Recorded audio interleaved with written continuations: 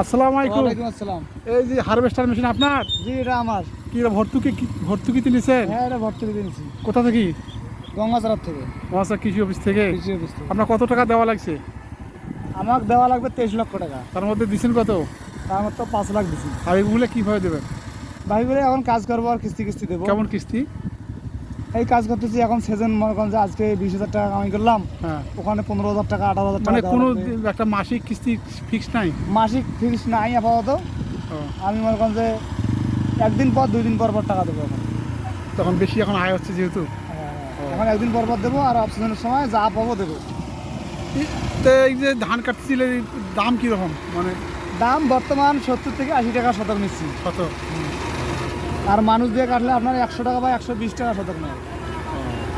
এখানে মনে করেন যে 20 টাকা থেকে 30 টাকা শতকে কৃষকের সাশ্রয় হচ্ছে।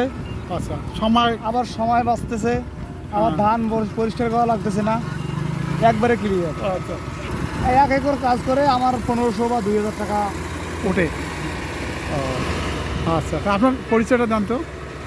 আমার নাম মোহাম্মদ আরিফুল ইসলাম। আচ্ছা, আমার বাড়ি পশ্চিমপাড়া, আমার বাড়ি গঙ্গাস লকিটার ইউনিয়নের। লক্ষ্মীদের ইউনিয়ন।